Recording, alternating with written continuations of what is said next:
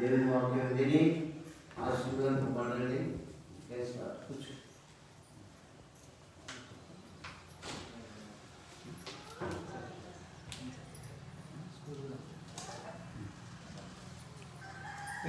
దేవుని విన్నారా?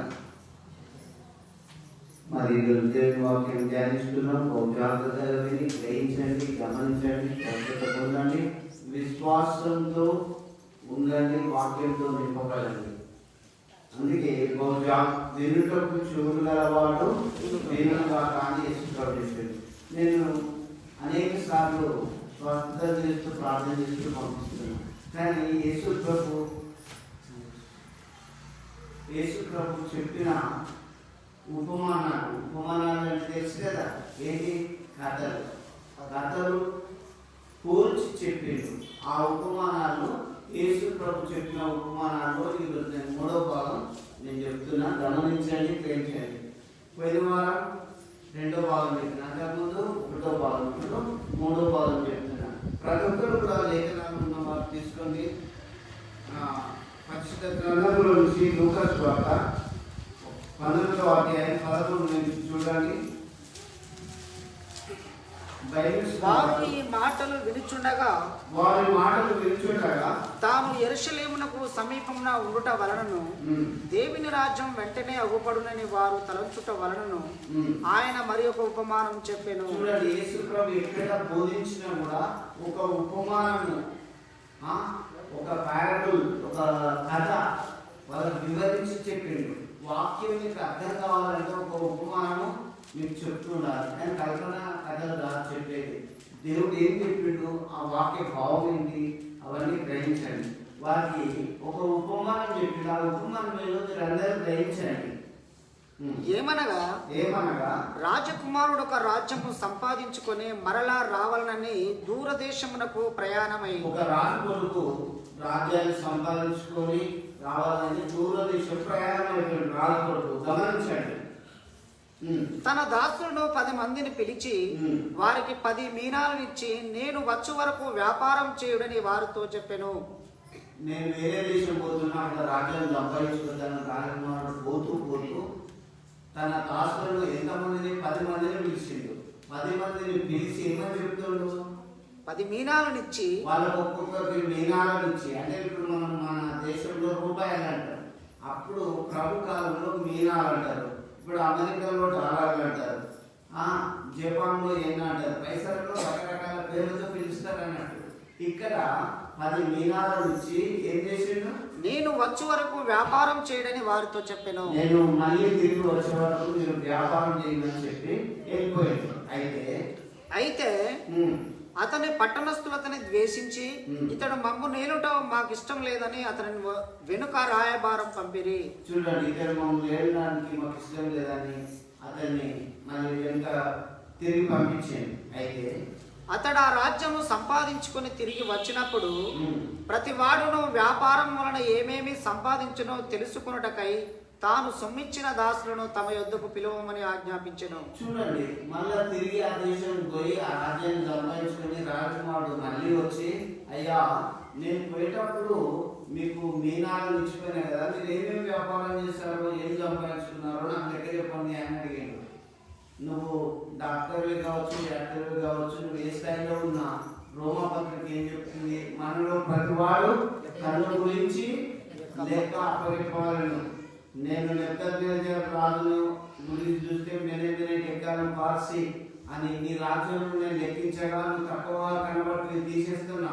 త్రాసులో నేను చూచగా నువ్వు తక్కువగా కనబడ్డావు అంటాడు.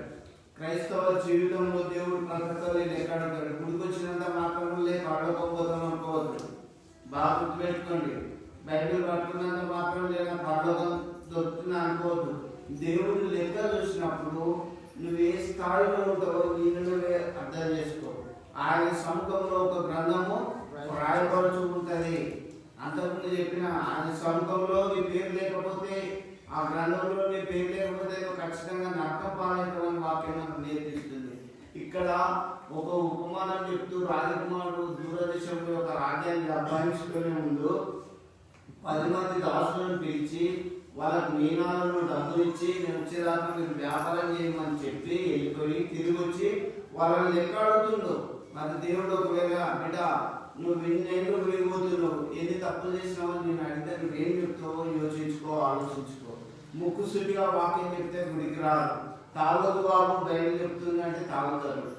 తాగి వచ్చి ప్రార్థన చేయమంటారు. నేను మీకు చెప్పేది ఏంటంటే వ్యభిచారులు, త్రాగుబోతులు, నరాంతరులు, దొంగలు, వ్యభిచారులు దేవుడు ఆడడానికి వారసులు కాదని బైబిల్ మనకు క్లియర్గా చెప్తుంది. అలాంటి వారు మనలో ఉంటే సరి చేసుకోండి, సవరించుకోవాలి, క్రీస్తు వారు చూస్తూ వాక్యానుసార జీవితంలో బ్రతకాలి. నేను చెప్పే వాక్యం అది. దేవుడు ఇప్పుడు ఆ 10 మందిని పిలిచి లెక్క అడుగుతుండు. నేను 10 మీనాలు ఇచ్చిన కదా, ఏం చేసినావు? దేవుడు నీకు మంచి ఆరోగ్యం ఇస్తే నువ్వు దేవుడి కొరకు ఏం చేసినావు? నీ కొరకు నువ్వే సంపాదించుకుంటున్నావు. ఇల్లు కట్టడం, పొలాలు కొనడం, భూములు కొనడం, కార్లు కొనడం, హ్యాపీగా తిరగడం ఓకే, నేను కాదన్నాను. కానీ దేవుడు నిన్ను అడిగినప్పుడు నువ్వేం చేస్తున్నావు యోచించుకో, ఆలోచించుకో. మొదటి వాడు ఆయన ఎదుటికి వచ్చి, అయ్యా నీ మీనా వలన 10 మీనాలు లభించనని చెప్పగా, ఒకరిని పిలిచి అడుగుతాడు. 10 మందికి ఇచ్చిపోయిందిగా, ఒకరిని పిలిచి అడుగుతుండు. మొదటి వాడు వచ్చి ఏమంటాడు, అయ్యా నీ ఇచ్చిన మీనా వలన నేను ఇంకా 10 మీనాలు సంపాదించుకున్నా.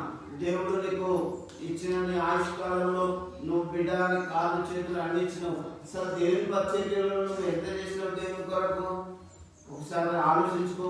కనీసం దేవుని మందిరాలలో కూర్చావా, పరిచర్య చేసావా, నువ్వు ఏం చేస్తున్నావా? నేను అడిగితే నువ్వేమంటావు? లేదు నా ఇల్లే బాగుండాలి, నేనే బాగుండాలి, నా పిల్లలే బాగుండాలి, నా కుటుంబమే బాగుండాలి. ప్రతి ఒక్కరి అభిప్రాయం అట్లనే ఉంటుంది. కానీ దేవుడు నేను అడిగినప్పుడు బిడ్డ నువ్వేం చేస్తున్నావు యోచించుకో. ఇప్పుడు ఒకటో వచ్చి అయ్యా నాకు 1 మీనా ఇస్తే నేను ఎన్ని సంపాదించుకున్నా? 10 మీనాలు సంపాదించుకున్నా అని చెప్తున్నాను. మరి నువ్వేం సంపాదించుకుంటాను? విశ్వాసం సంపాదించుకున్నావా? ప్రార్థన జీవితం లేదినావా? వాక్యానుసారంగా ఉంటున్నావా? నీ జీవితాన్ని పరిశీలించి చూస్తే తాగుడు, వ్యభిచారం, నోటి నిండా బూతు మాటలు అంతా ఇవేనా జీవితం? ఒక్కసారి యోచించుకో. దేవుడి దగ్గర చూసే రోజున్నది. ఏ ఒక్క శైలిని కూడా తప్పించుకోవడానికి వీలు లేదు. ఆయన చెప్పేది మీరు చూస్తలేరా? ఎన్నో అద్భుతాలు ప్రభు మాట చెప్తేనే అన్కాన్షియస్ గా ఉన్నవాళ్ళు ఎవరైనా సజీవ సాక్షులే కాదా? ఆయన ఏది? కాబట్టి నేను మీకు చెప్తున్నా, దేవుడు నిన్ను లెక్కడుతాడు. ఆ 1 మీనా తీసుకున్నాడు, 10 సంపాదించుకున్నాడు. నువ్వేం సంపాదించుకున్నావు క్రీస్తులో అనేది మీరు క్వశ్చన్ వేసుకోండి. అతడు బలా మంచి దాసుడా, నీవు ఈ కొంచెములో నమ్మకముగా ఉంటివి గనక 10 పట్టణముల మీద అధికారివై ఉండమని వారు చెప్పారు. ఆ 1 మీనాను తీసుకున్నాన్ని ఏమంటాడు? బలా మంచి దాసుడా అని దేవుని చేత, అంటే రాజు చేత పిలువబడ్డాడు. చాలా సార్లు మనం 15th ఆగస్టు కానీ 26th జనవరి కానీ అవార్డులు, రివార్డులు స్టేట్ గవర్నమెంట్, కేంద్ర ప్రభుత్వం మంచిగా కష్టపడ్డలకు ఇస్తారు. కానీ ప్రభు మనకి ఇచ్చే జీతం ఆయన ఏదో ఉన్నది. మనకి ఏ సంస్థ వాళ్ళు ఏదో చేస్తారని కాదు. నేను దేవుని కొరకు ఎంత మంచి పని చేస్తున్నానని యోచించుకోవాలి. నేను నా ప్రభు వచ్చినప్పుడు నేను ఆ బలానమ్మకమైన మంచి దాసుగాని నన్ను దేవుడు పిలుస్తాడా లేదా అని యోచించుకోవాలి. నా బిడ్డ ఇప్పుడు మనమే విశ్వాసాలను కోరుకోవడం గొప్ప కాదు. దేవుడు నా కుమారుడు చాలా మంచి విశ్వాస సంఘంలో దేవుడు మిమ్మల్ని మెచ్చుకోవాలి. కానీ మీ స్థితి ఎట్లున్నది, నా స్థితి ఎట్లున్నది దయచేసి మనం పరిశీలించుకోవాలి. ఆ 1 తలంతో అయితే 10 తలాంతులు సంపాదించుకున్నాడు. నువ్వు గుడికి వస్తావు, నీ నిజ జీవితంలో భక్తి ఎప్పటికి ఉండాలి. ఇంటికాడ ఇదే భక్తి ఉండాలి. గుడిలో ఉన్న డివోషన్, డిసిప్లిన్ ఇంటికాడ కూడా ఉండాలి. అప్పుడు చెడిపోరు. అందుకే నేను మీకు జ్ఞాపకం చేస్తున్నా, దేవుడు లెక్క అడుగుతుండు. ఒక్కొక్కరిని అర్థమయ్యేటట్టు దేవుడు ఈ వాక్య భాగం అర్థమయ్యేటట్టు చెప్తుండు. దయచేసి గమనించండి. 1 మీనా తీసుకున్నాడు, అయ్యాన్ని 10 సంపాదించుకున్నాడంటే బలానమ్మకమైన మంచి దాసుడా. నేను మిమ్మల్ని ఒకరు మెచ్చుకోవచ్చు, ఒకరిని నేను పక్కన పెట్టచ్చు. కానీ దేవుని చేత మీరు బలానమ్మకమైన విశ్వాసదారా, క్రైస్తవులారా అని పిలువబడే యోగ్యత మీకు ఉందా లేదా యోచించుకో, ఆలోచించుకో. ఈ బైబిల్ పడుతున్నంత మాత్రమే భక్తులం కాము, గురికొచ్చినంత మాత్రమే పరలోకం వెళ్ళము. నిజ జీవితంలో లెక్క చెప్పవలసి ఉంటుందని గ్రహించి గమనించి మనం వేసే ప్రతి అడుగు, మాట్లాడే ప్రతి మాట దేవుడి తీర్పులోకి తీసుకుని గ్రహించండి, గమనించండి. రెండవ వాడు వచ్చి, అయ్యా నీ మీనా వలన 5 మీనాలు లభించిననగా. మళ్ళీ రెండో వాడు వచ్చిండు, అయ్యా నువ్వు పోయేటప్పుడు దూరదేశం పోయేటప్పుడు నాకు 8 మీనాలు ఇచ్చినావు. గమనించాలి, నువ్వు ఇచ్చిన మీనాతో నేను ఏం సంపాదించిన? 5 మీనాలు సంపాదించుకున్నా. అయ్యా నువ్వు నాకు ఇచ్చిపోతున్నప్పుడు నేను 5 సంపాదించుకున్నా మీనా. ఈ భూమి మీద చెల్లెడు భూమి మీదకి వచ్చి నీలో భక్తి ఉండదు, విశ్వాసం ఉండదు, ప్రార్థన ఉండదు, ఏముండదు. లోకానుసారమైన పాపపు నీచ పనులకి ఒడిగట్టే వాళ్ళు చాలా మంది ఉంటారు. అయినా దేవుడు ఎక్కడ అడుగుతాడు. దేవుడు ఆ రెండవని పిలిచి నువ్వేం తీసుకున్నావు నా డబ్బుతో, కానీ అప్పుడు ఏమంటాడు? అయ్యా నేను 5 మీనాలు సంపాదించుకున్నా అంటాడు. నువ్వు ఒకసారి యోచించుకో. నీకు 70 ఏళ్ళ ఆయుష్ లేదా 60 ఏళ్ళు, 30 ఏళ్ళు, 10 ఏళ్ళు మనకు ఉండొచ్చు. మన ఆయుష్కాలంలో ఎలాంటి మంచి పనులు చేసినామో యోచించుకో, ఆలోచించుకో. దేవుడు లెక్క అడుగుతాడు. ఆ 2 మీనాలు తీసుకున్న వాడు ఏమంటాడు చూడు. అతడు నీవును 5 పట్టల మీద ఉండుమని అతను చెప్పాను. ఆ యజమాని, ఆ రాజు, బలనమ్మకమైన మంచి దాసుడా, నీకు నేను 5 పట్టణాలు ఇస్తున్నా, ఏడుకొని మంచిగా బ్రతుకుమని చెప్పింది. అయితే అంతటా మరి ఒకడు వచ్చిండు, అయ్యా ఇదిగో నీ మీనా, నీవు పెట్టిన దానిని ఎత్తుకుని వాడవు, నువ్వు విత్తిన దానిని పోయి వాడవునైనా కఠినవు కనుక. ఆ ఒక్క మీనా తీసుకున్నాడు. మూడోడు వచ్చి ఏమంటాడు? అయ్యా పెట్టని ఏమన్నా నాకు తెలుసు, నీ సొమ్ము నేను ఎక్కడ పెట్టినో చూడు అని చెప్తాను.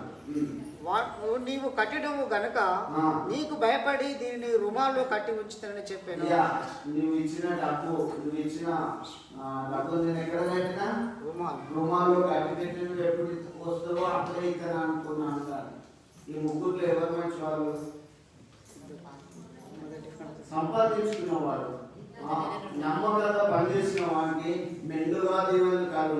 మనకి ఎవరో ఏదో ఇస్తారనేది కాదు. దేవుని పరిచర్యలో, దేవుని సంఘంలో మనం యథార్థమైన మనసుతో యథార్థంగా ప్రార్థిస్తూ నిజ జీవితంలో ఏ కష్టాలు వచ్చినా ప్రభు వైపు చూస్తూ సాగిపోయే వాళ్ళే నమ్మకమైన క్రైస్తవులు. కానీ క్రైస్తవులు అనేవారు మరి నీకు ఇచ్చినటువంటి తలాంతులు, నీకు ఇచ్చినటువంటి ఆరోగ్యం రుమాల్లో కట్టిపెట్టినట్టుంటే దేవుడు ఏమంటుంది చూడు అక్కడ. అందుకతడు చెడ్డ దాసుడా అని పిలువబడ్డాడు. నీ నోటి మాటను బట్టి నీకు తీర్పు తీర్చుదును. చూడండి ఇక్కడ వాక్యం ఏం చెప్తుంది? చెడ్డ దాసుడా. నేర్చుకున్నాడు ఒక కారణం తీసుకున్నాను. నీ నోటి మాటను బట్టి నీకు తీర్పు తీర్చబడుతుంది. నేను చెప్తే మీకు ఒక రకం ఉండొచ్చు. అందుకే ప్రార్థన చేసుకుని ఇదే నోడుతుంది మనం చెప్తాం. ఇది కరెక్టా? ఈ వర్షం కరెక్ట్ కాదు. అందుకే మూర్ఖుడా నీ నోటి మాటను బట్టి నీకు తీర్పు తీర్చబడుతుంది.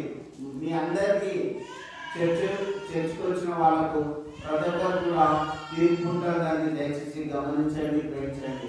ఆ తీర్పు సమయంలో ఇంకా తొలి దినంలో రాకముందే సతిపతి వదిలిపోకముందే నీ సృష్టికర్తను స్మరించుకోండి. ఇంకా తీర్పు దినం రాకముందే దయచేసి నీ నోటి మాటలు జాగ్రత్తగా ఉండాలి. గుడిలో ఉన్న భక్తి, విశ్వాసం, ప్రార్థన, వాక్యము నీ నోట్లో ఉండాలి. నీ హృదయం అనే పద్ధతిగా రాసుకోవాలని సొలొమోను కూడా చెప్తుండ్రు. అయితే చాలా మంది దేవుని వాక్యం చేర్చుకొచ్చినప్పుడు ఒక తిరుగుతారు, తర్వాత మరో తిరుగుతారు. కానీ ఇక్కడ లెక్క చూసినప్పుడు ఆ ఒక్క కాలం తీసుకున్నాడు, వాడు ఆ ఒక్క మీద రుమాల్లో చుట్టి కట్టి పెట్టి ఏమంటాడు? చెడ్డ దాసుడా, నీ నోటి మాటను బట్టి నీకు తీర్పు తీర్చబడుతుంది. ఇప్పుడు మనం అందరం వాక్యానికి పోతాం.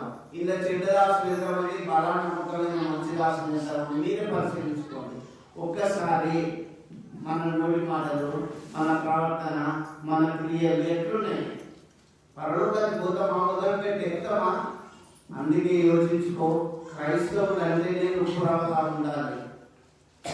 నీకు అర్థం కావడానికి యేసు ప్రభు వాక్యం చెప్పాడు. దూరదేశం పోయి వచ్చి లెక్క చూసుకున్నప్పుడు ఇద్దరిని మెచ్చుకున్నాడు. ఒకరి చెడ్డ దాసుడు అని పిలిచిండు. నువ్వు చెడ్డ దాసుడువా, మంచి దాసుడువా? యోచించుకో, ఆలోచించుకో. ఎందుకంటే నువ్వు మంచి విశ్వాసవా, అల్ప విశ్వాసవా?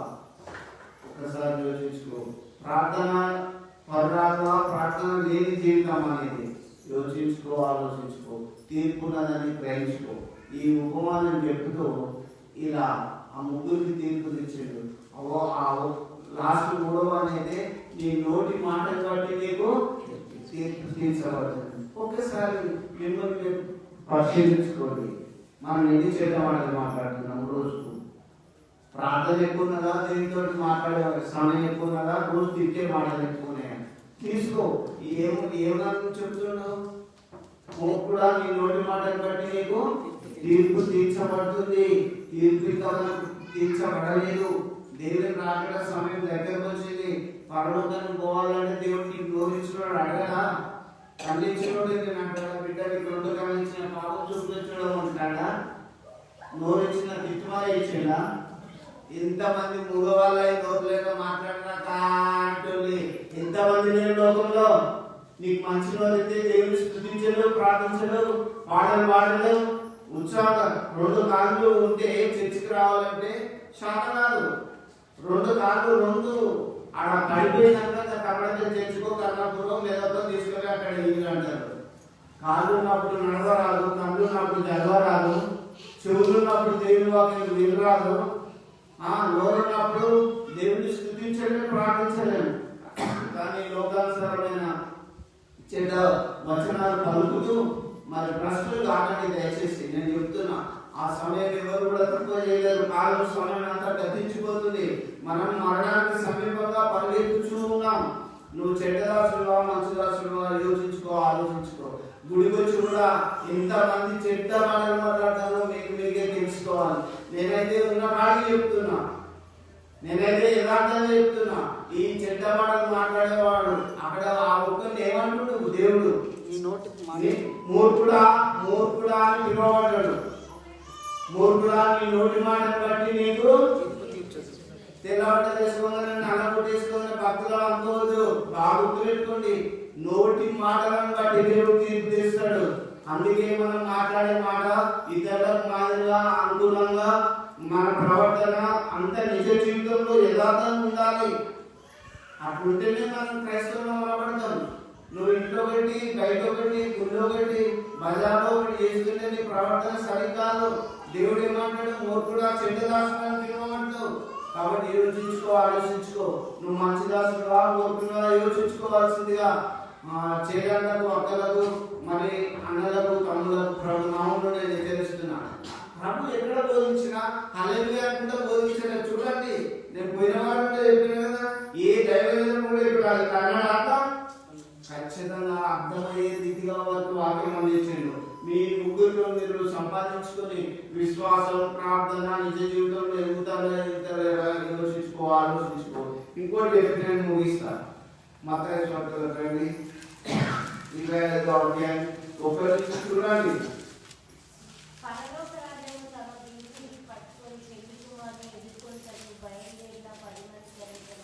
పరలోక రాజ్యం ఎప్పుడు తెలుసా? ఇది భూలోక రాజ్యం.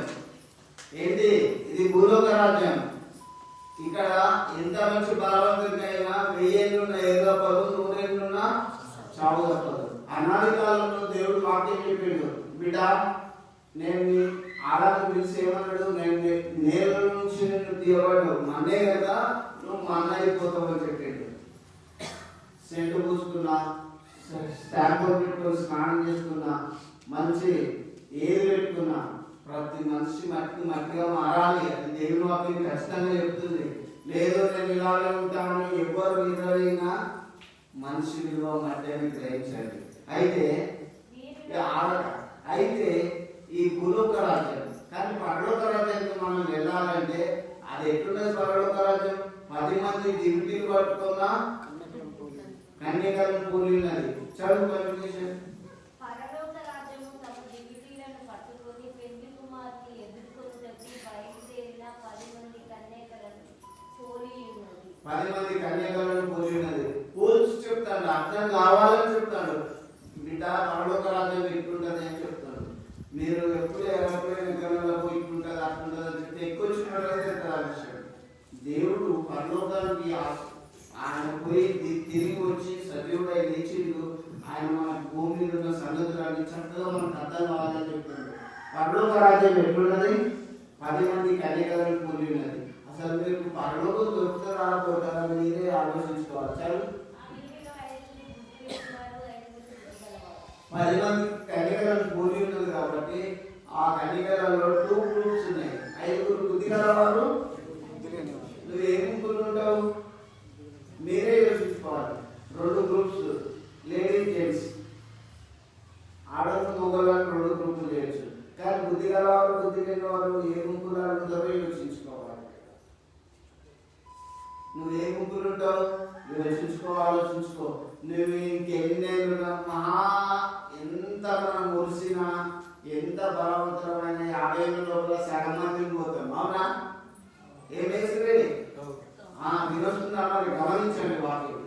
అందుకే నేను చెప్తున్నా, దినములు రాకముందే సతిపతి బదిలి పోకముందే నీ సృష్టికర్తను స్మరణ చేసుకో. మనం మరణం పాలు నట్టి పాలు రాకముందే దేవుడిని జ్ఞాపకం చేసుకోవాలి. ఇక్కడ పరలోక రాజ్యానికి మనం వెళ్ళాలి అంటే 10 మంది కన్యకలను కూడినది. వీరిలో 5 బుద్ధి గలవారు, 5 బుద్ధి లేని వారు. నువ్వు ఏ గుంపులు ఉన్నావో నిన్ను నువ్వే చూసుకో. చదువు.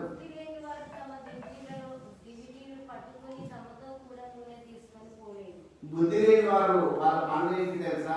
వాళ్ళు సిద్ధపడలేదు, వాళ్ళ దిగ్గీలు సిద్ధం చేసుకోలేదు, అందరూ నూనె పోసుకోలేదు. చూడండి, బుద్ధిగా ఇప్పుడు ఊళ్ళో తమ్ముడికి వీళ్ళే ఉన్నారా? చర్చకొచ్చిన బాగుపడ్డోళ్ళు ఉండేరా? అందరూ మీకు తాగరా? ఈ ఊరు వాళ్ళకి చెప్తున్నారు. ఆపోజిట్ అందరూ వస్తారు. కానీ ఇక్కడ సిద్ధపాటు ఎవరున్నది? బుద్ధి గల వారు, బుద్ధి లేని వారు 2 గ్రూపులు ఉన్నాయి. వారు బుద్ధి లేని వారైతే తమ దిప్పీలు సిద్ధం చేసుకోలేదు, నన్ను నూనె పోసుకోలేదు. అయితే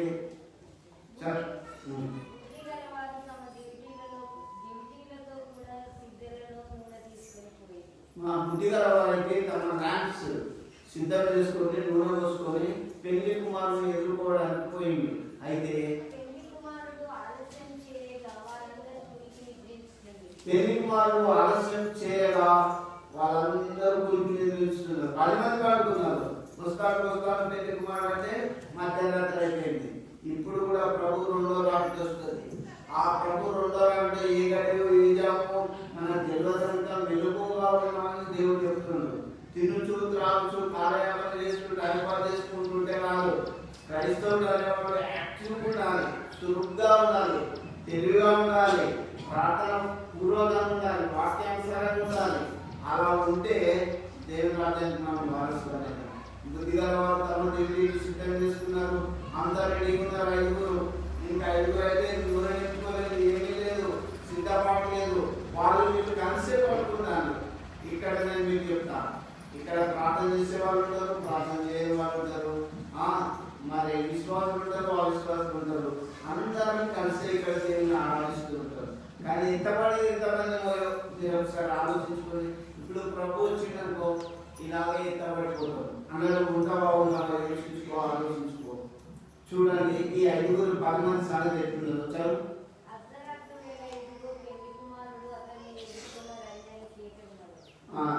ఒక కేక వినపడ్డది. పెళ్లి కుమారుడు వస్తాడు, రండి అని ఒక కేక వినపడ్డది. అప్పుడు ఏం చేసిండు?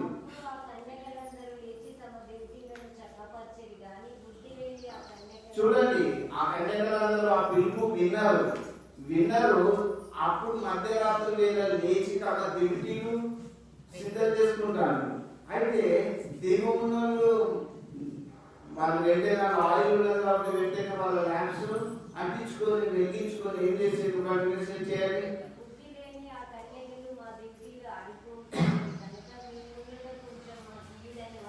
చూడండి, బుద్ధిగల వారు తమ దివిటీలు అంటించుకొని పెళ్లి కుమారుని ఎదుర్కొని పోయిండు. గుడికొస్తూ కష్టము శ్రమ మనకు ఎన్నో పనులు ఉంటాయి, సత్యదా ఉంటాయి, పనులు రోజు ఉంటాయి కూడా. నీ సమయం దేవుడు ఇచ్చిండు, సమయాన్ని దేవుడికి ఇచ్చేయాలి. నువ్వు కాండలతో నీ సమయాన్ని కూడా దేవునికి ఇచ్చేయాలి. ఎలా విశ్రాంతి దినం, పరిశుద్ధ దినం దేవుడిని ఎట్లా ఆరాధించాలి?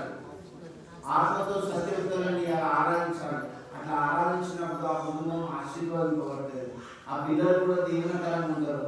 చాలా మంది ఈ రోజే పెళ్లిళ్ళు, ఈ రోజే ఫంక్షన్స్ ఇవే పెట్టుకొని టైం పాస్ చేస్తారు. ఇది అలా కాదు. ఇక్కడ పెళ్లి కుమారుడు వస్తాడనే కేసు వినబడగానే బుద్ధి గల వారు తమ డ్యూటీలు మరి వెలిగించుకొని పెళ్లి కుమారుని ఎదుర్కొని పోతారు. అదే బుద్ధి లేని వారు అయితే మా డ్యూటీలు ఆడిపోతున్నాయి, అయ్యా అయ్యా మాకు మీరు నూనెలోకి వచ్చేది ఇవ్వమంటే వాళ్ళు ఏమంటారు? అప్పుడు అందుకు బుద్ధి గల కన్యకలు అలా బుద్ధి ఉన్నది. ఆ బుద్ధిగా సమాధానం ఇచ్చిండు, అయ్యా ఈ నూనె మీ కింద పోస్తే మాకు మీకు రాలేదు, మీరు ఇప్పుడు ఎక్కడ పడి తొవ్వ కూడా చూపించిండు బుద్ధి గల వారు. ఆ మధ్యరాత్రి షాప్ తీస్తాడు, ఏ చెప్పాలి? గుడికి వచ్చినాడు ఇప్పుడు, అవును పరలోకం ఉంటుంది, నేను అక్కడ పోవాలంటే నేను రోజు ఆత్మానుసారంగా ప్రార్థన చేసుకోవాలి, వాక్యం చదువుకోవాలి. ఈ భూమి మీద కూడా దేవుడు నన్ను ఆశీర్వదిస్తాడని మీరు ప్రార్థన చేసుకుంటుంటే ఏ దేవుడిని కూడా సమీపిస్తారు. ఏ అప్పులు నేను అరికట్టలేదు, ఏ రోగం నేను బంధించలేదు. నేను మీకు చెప్తున్నాను కదా, క్రిస్టియన్ ప్రియులారా, క్రైస్తవ జీవితంలో ఏ ఆటంకం ఉండదు. ఉన్నా కూడా చేస్తున్నామంటే పోతుంది. నేను మీకు ఎందుకు చెప్తున్నానంటే, ఇక్కడ బుద్ధి గల వారి మాట చూడండి, ఇది మాకు మీకు చాలదు, మీరు అమ్మవారి పొండి అని ఒక తోడు చూపించారు. అప్పుడు బుద్ధి లేని వారు ఏమంటారు? వారు కొనబోచున్నదా పెళ్లి కుమారుడు చేసేడు. సిద్ధపడ్డ ఈ 5 పెళ్లి కుమారుడితో లోపలికి వెళ్ళిండు. అయితే వాళ్ళు కొని అక్కడ షాప్ కాడికి పోయి కొనుక్కొని మన వచ్చే వరకు తలుపు వేయబడ్డది. అయ్యా అయ్యా తలుపు తీయని తలుపు కొట్టితే తలుపు తీసిందా? మీరెవరో నేను ఎరగను అని చెప్పి దేవుడే తీర్పు ఇచ్చేసింది. నువ్వు ఆ తీర్పులో నీకు ఏమో తీర్పు దేవుడు ఇస్తాడో యోచించుకో. దేవుడు వచ్చినప్పుడు ప్రియ బిడ్డలారా, నీ జీవితంలో ప్రార్థన లేదు, విశ్వాసం లేదు, పరిశుద్ధాత్మ శక్తి లేదు, ఎవరో అక్రమం చేయవాళ్ళారా నా ఎదురు నుంచి పోమన్నప్పుడు అప్పుడు మీ పరిస్థితి ఎట్లుంటుంది ఒకసారి యోచించుకోండి. దేవుడు నాకు ఇచ్చిన వాక్య భావం నేను మిమ్మల్ని హెచ్చరిస్తున్నా. బుద్ధి లేదు కానీ కదా ముద్దులుగా సిద్ధపాటు లేకుంటుంటే ఎత్తబడలేవు. నిజ జీవితంలో కష్టాలు కానీ అగ్నిగుండంలో వేసిన పర్వాలేదు, ప్రార్థన జీవితంలో ఎదగాలి, వాక్యంలో ఎదగాలి. వాళ్ళు ఏమన్నా తెలుసా? రాజా దగ్గర విగ్రహాలు అయితే మేమైతే మొక్కం, ఒకవేళ వేస్తే అగ్నిగుండంలో వేయండి, కానీ మేము మొక్కం ఆ విగ్రహాలు కాదు. దేవుని శక్తిని తెలిసినప్పుడు, వాక్యాన్ని తెలిసినప్పుడు దయచేసి మీరు స్థిరంగా వాక్యానుసారంగా మీరు ఎదగాలి, బుద్ధి గల కన్యకలాగా ఉండాలని నేను కోరుతున్నాను. ఒకవేళ బుద్ధి లేని కన్యకలాగా సిద్ధపడలేకుండా ప్రార్థన లేకుండా మరి మీరు ఉంటే దయచేసి మీరు సిద్ధపడారు. అప్పుడు తలుపేసినాక వచ్చి అయ్యా అయ్యా తలుపు తీయమంటే దేవుడు ఏమంటాడు అక్కడ? మీరెవరో నాకు తెలియదు. ఆ దినమా నేను ఆ గడియ తెలియదు కనుక మెలుకోగా ఉంది అని చెప్తాను. అందుకే మీరు మెలుకోగా ఉండి నాకు రాజ్యానికి వారసులు కావాలని నేను ఆశిస్తున్నాను. ఎందుకంటే నేను ఇంకా సిద్ధపడలేని క్రైస్తవులుగా దయచేసి ఉండదు. లోకానుసారమైన పద్ధతులు చాలా మానాలి, వాక్యానుసారంగా మీరు నడవాలి. దేవుడు ఏం చెప్తే ఆ ప్రకారంగా మీరు నడిచి ఆశీర్వదించబడాలి. ఇప్పుడు ఎన్ని ఉపమానాలు చెప్పినా లెక్క చూసుకునే ఉపమానాలు చెప్పిన 3 రాష్ట్రాల్లో లెక్క చూసుకున్నాడు. ఒక్కడైతే రుమాలు లెక్క పెట్టిండు, ఇద్దరు బలానమ్మకమైన మంచి రాష్ట్రాలు తినబడ్డారు. నిన్ను దేవుడు లెక్క చూసినప్పుడు దేవుడు ఇచ్చిన ప్రతిదానికి లేపాడు. గడ్డిడానికి 2 కొడుకులను ఇచ్చిన వాళ్ళకి ఏం నేర్పినావు? చాలా మంది ఫీల్ అవుతారు, నాకు 3 కొడుకులు అంటే నీ కొడుకులకు సత్యం దేవుడి గురించి నేర్పినప్పుడు దేవుడి గురించి ఎక్కడికి ఏం చెప్తావు? బిడ్డలు ఇచ్చేది సంతోషం. నీ బిడ్డలను ప్రభు యొక్క మార్గంలో పెంచండి. నేను నీకు అంతకుముందు చెప్పిన చూడు, మిరియాము మోసే కొరకు ఎంత జాగ్రత్తగా ఉంచి ఆ కన్యల కొరకు ఎంత చక్కగా పెంచింది. మీ పిల్లలు అలా వాక్యంలో ప్రార్థనలు అన్నింటిలో ఉంటే ఎదిగితే పిల్లలు చాలా ఆశీర్వదింపబడతారు. మీరు కూడా క్రైస్తవ లోకానికి ఆదర్శంగా ఉంటారు. ఇంకోటి ఏమైనా ఉందా? ఇంకొకటి ఎక్కువ ముగిస్తారు, మేకలు గొర్రెలు. ఈ 2 మేకలా గొర్రెలు మీరే తెలుసుకోండి. మత్తయి సువార్త 25 అధ్యాయం 30 తన మహిమతో మనుష్య కుమారుడు చూడండి, దేవుడు ఎక్కడ వస్తాడు? తన మహిమతో ఈ లోకానికి వస్తాడు. ఈ లోకంలో మనం కట్టుకున్న బంగ్లాలను వేగమేళ కింద పడతాయి. ప్రభు రాకడ వరకు ఇప్పుడు ఎక్కడ చూడు ఇల్లు కట్టుకుంటారు, పెళ్లి చేసుకుంటారు. కానీ దేవుని వాక్యం అంతటా అంటపడాలి.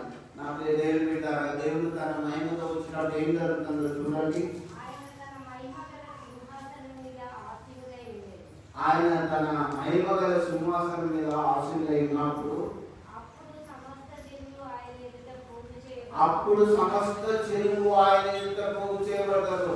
ఇక్కడ మనం ఈ లోకంలో ఉన్నప్పుడు నేను ఏం చేస్తానని అడుగుతాం, అవునా? కానీ దేవుడు అలా అడిగాడు. ఎందుకంటే మనము ఆయన చేతి పనివారమని వాక్యం చెప్తుంది. పుట్టేటప్పుడు పుట్టక ముందు మన కులం లేదు, పుట్టినాక మన కులం మనం ఎంచుకుంటున్నాం, అవునా? అప్పుడు సమస్త చెరువులు ఆయన ఎదుట పోగు చేయబడతారు. అప్పుడు ఏం జరుగుతుంది?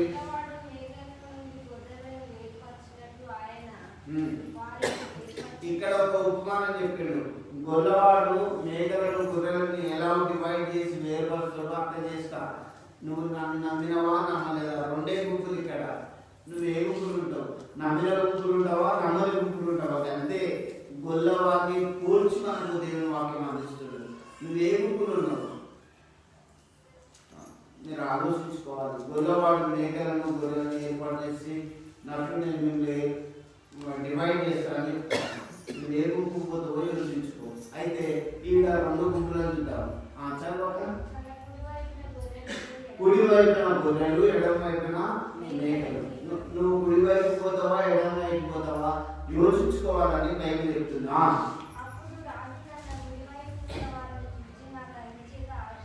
కుడి వైపున ఉన్న వారిని రాజు ఏమంటాడు? నా తండ్రి చేత ఆశీర్వదింపబడిన వాళ్ళ రండి, నిత్య రాజ్యంలో స్వదర్శించుకోండి, పరలోకానికి రండి అని దేవుడు పిలుస్తాడు. ఎందుకంటే దేవుని నమ్ముకున్న వాళ్ళకు, కుడి వైపున ఉన్న వాళ్ళకు నిత్య పరలోక రాజ్యం. ఇది 75 యాత్రే. మనం ఎన్ని ప్లాన్స్ చేసినా అధిక బలం ఉన్న 80 వరకే ఉంటాం. తర్వాత ఇదంతా వదిలిపెట్టుకోవాలి. ఎవరు స్థిరంగా ఉండవని గ్రహించుకోండి. దేవుని వాక్యమే స్థిరంగా ఉంటుంది. అయ్యో నేను ఇంకా ఉంటా అంటే ఉండలేరు. ఆ సత్యం రోజు 24 గంటల్లో ఊరవుతారో మనం పెట్టుతారు. మనం విలువకంటే అందుకే నేను మీకు చెప్పేది ఏంటంటే దేవుని వాక్యం భూమి ఆకాశాలు గతించిన దేవుని మాటలు ఏమాత్రం గతించవు. అయితే నువ్వు ఏ ముగ్గురు ఉంటావో నువ్వు యోచించుకో. మేకలను ఎడమ వైపు, గొర్రెలను కుడి వైపు ఉంచేది. కుడి వైపు ఉన్న వారిని ఆశీర్వదించేది, ఎడమ వైపు ఉన్న వారిని క్షమించేది. చదవక చూడండి, నేను ఆకలి కొట్టిని మీరు నాకు భోజనం పెట్టారు. నేను బాగా తప్పికొన్నా నాకు దానం ఇస్తుంది. పరదేశిన ఇంటిని నన్ను చేర్చుకుంటుంది.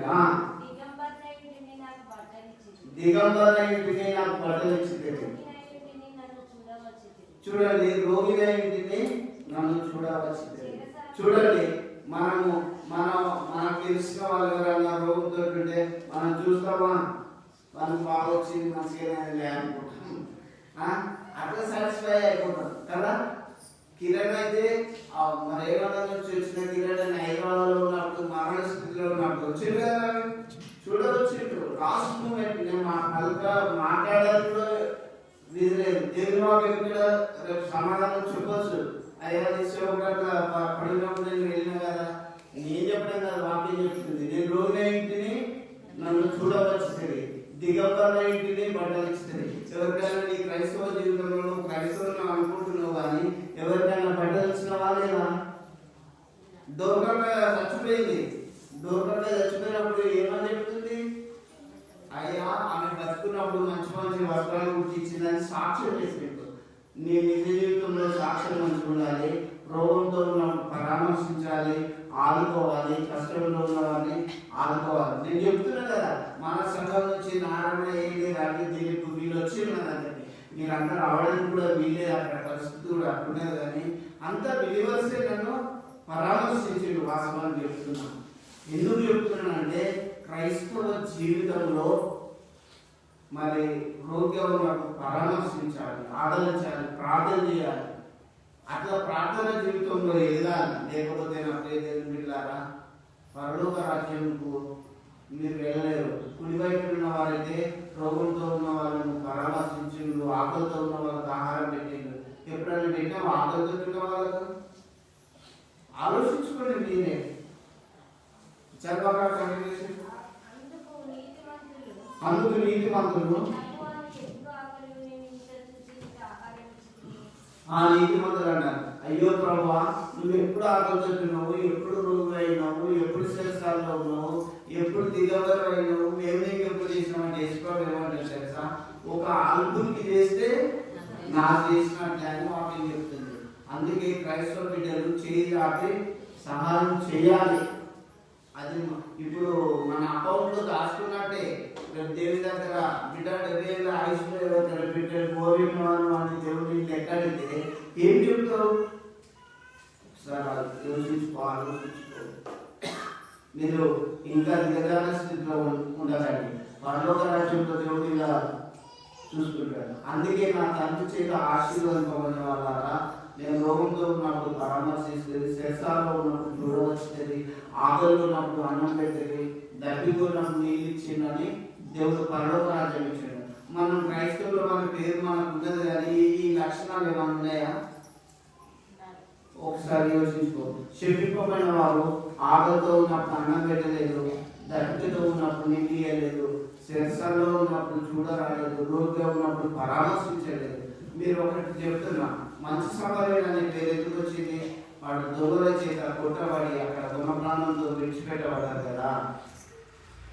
అలాంటి సమయంలో మంచి సమరయుడు యాదవులు ఇట్లా తొంగి చూసి వెళ్ళిపోయాడు, లేవీయుడు కూడా పక్కన వచ్చిపోయాడు. కానీ మంచి సమరయుడు అయితే అయ్యో ఎవరో కొట్టి వేసిపోయిందని తన వాహనం మీద ఎక్కించుకొని ఆ కూటకులో వాళ్ళని హాస్పిటల్కి తీసుకుపోయి పరామర్శించి, ఇవాళ అదే తప్పులు నీకేమైనా నేను తర్వాత చూసిస్తా, ఇదైతే బాగు చేయమని చెప్పింది.